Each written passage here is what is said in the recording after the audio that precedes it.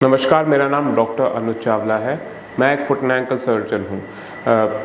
अभी हम बात करने वाले हैं कि जो पेशेंट्स एंकल इंस्टेबिलिटी के साथ होते हैं उनमें कौन सी सर्जरी करनी चाहिए, क्योंकि आई थिंक मार्केट में बहुत ही ज़्यादा एक प्रचलन है एक सर्जरी का कि लिगामेंट के लिए इंटरनल ब्रेसिंग की सर्जरी बेस्ट है।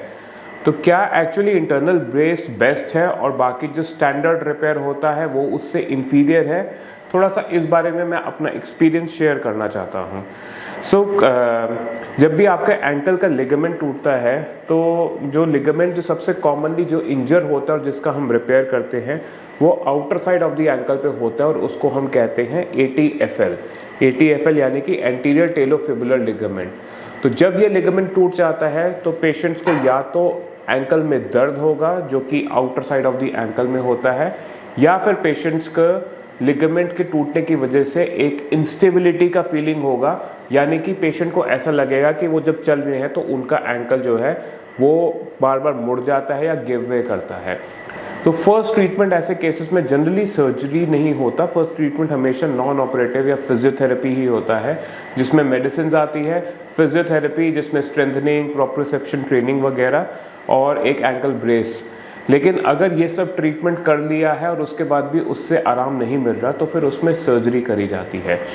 तो सर्जरी जो होती है वो स्टैंडर्ड सर्जरी होती है, वो एक लिगामेंट को रिपेयर किया जाता है जिसमें आपका अपना ही अंदर का टिश्यू ही लिया जाता है, कोई बाहर से ग्राफ्ट नहीं लिया जाता, और उसको हम इस हड्डी पे जिसको हम फिबुला कहते हैं उस पे हम सूचर एंकर्स लगा के, सूचर एंकर्स बेसिकली एक ऐसा एंकर है जिसमें से थ्रेड्स निकल रहे होते हैं, उस थ्रेड से हम उस लिगामेंट को रिपेयर कर देते हैं।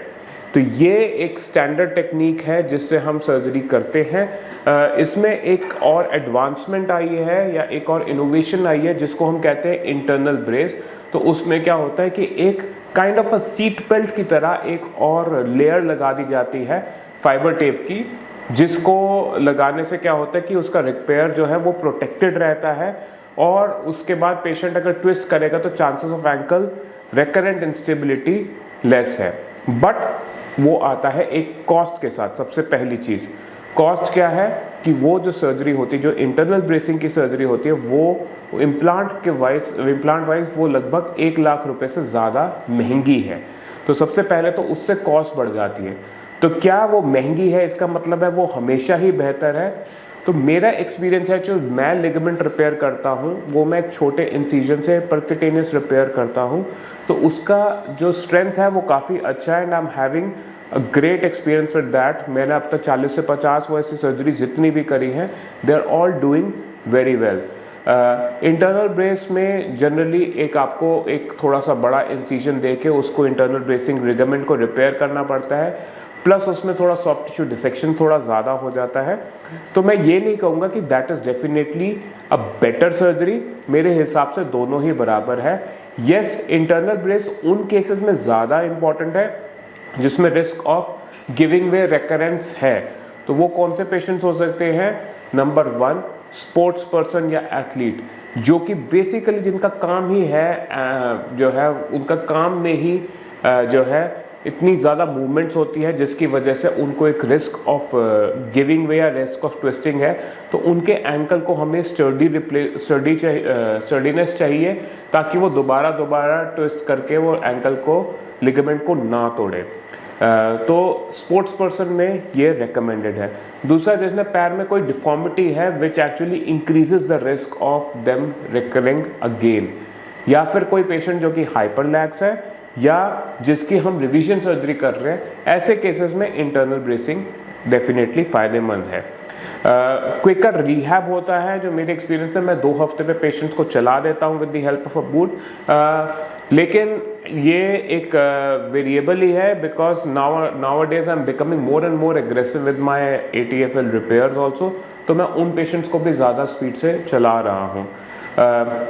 मोस्ट ऑफ द पेशेंट्स जो हम देखते हैं वो generally they are recreational players, जो कि एज अ प्रोफेशन नहीं खेल रहे हैं, मोस्ट ऑफ द टाइम्स वो किसी ना किसी ऑफिस में काम कर रहे हैं, उनको ज़्यादा स्टैंडिंग है बट वो लेजर के लिए वो थोड़ा सा बाहर खेल रहे हैं। ऐसे पेशेंट्स में एक स्टैंडर्ड जो रिपेयर होता है it works very well. A lot of patients are actually females, हाउसवाइफ्स, उसमें भी repair, standard repair works very well.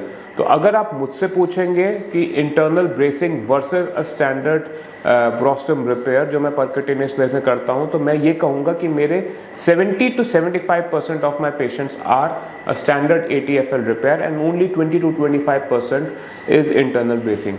मुझे लगता है कि हाँ, चाहे वो महंगा है बट हमारे को कॉस्ट तभी उसको यूज़ करना चाहिए अगर वो एक फ़ायदा दिला रही है। अदरवाइज़ वो 1 लाख रुपए एक्स्ट्रा खर्च करने से मुझे नहीं लगता कि बहुत ज़्यादा फ़ायदा होता है सारे पेशेंट में।